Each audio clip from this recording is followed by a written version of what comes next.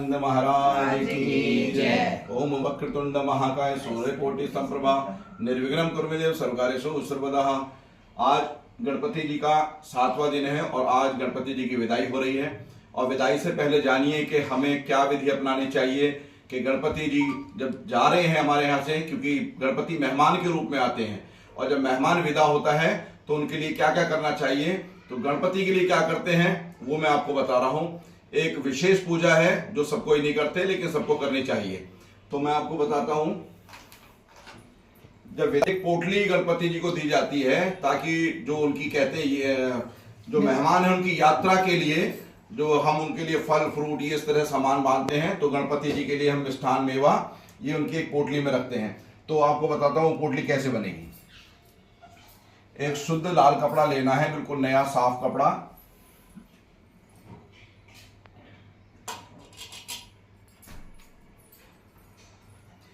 उस कपड़े पे आपको स्वास्तिक बनाना है।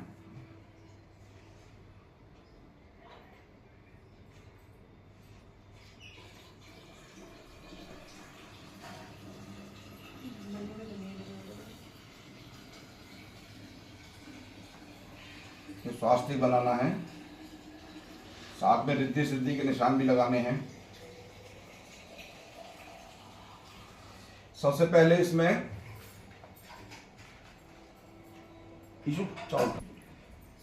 इसमें अक्षर डालने हैं, थोड़े पुष्प डालने हैं। और ये देखिए मिष्ठान है, तो मिष्ठान में सबसे पहले जो गणेश जी को पसंद है वो है नारियल।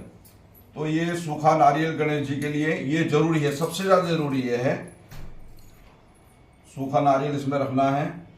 साथ में आपको रखना है गुड़, ये भी बहुत प्रिय है क्योंकि आप जानते हैं गणपति जी को गन्ना, केला, नारियल ये बहुत पसंद है। ये गुड़ रखना है। साथ में एक मिष्ठान रखना है, कुछ भी मिष्ठान जो भी आपके पास हो आप रख सकते हैं इसमें। साथ में ड्राई फ्रूट में एक छुआरा है, कुछ बादाम, कुछ किशमिश है इसमें, मखाना है, काजू और पिस्ता, ये इस पोटली के अंदर रखने हैं। साथ में गणपति जी को विदा के रूप में 1 रुपया आप रख सकते हैं, या जो भक्त अपनी मन से चाहते हैं कि गणपति की पोटली में कोई दक्षिणा डालें तो ज्यादा नहीं, वो दक्षिणा केवल सिक्के के रूप में जाती है। तो ये जो है भक्त के द्वारा 21 रुपए ये दिए गए हैं इसमें डालने के लिए गणपति जी के विदा के लिए गणपति की पोटली में।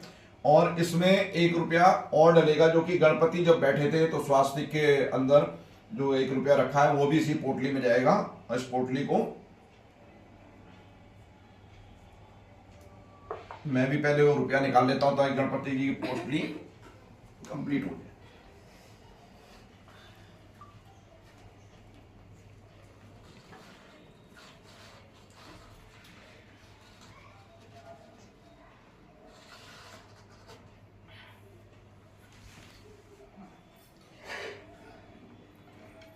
ये रुपया भी गणपति जी की पोटली में जाएगा।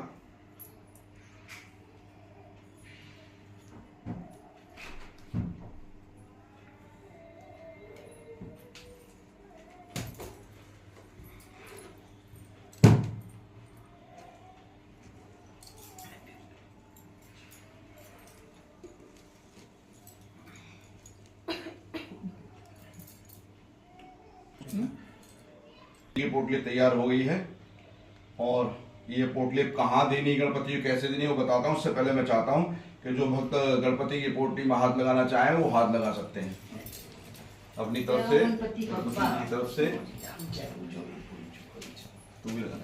ये अब पोटली को गणपति जी के हाथ में हम पहना देंगे। यहाँ पर ये उनके साथ चली जाएगी पोटली।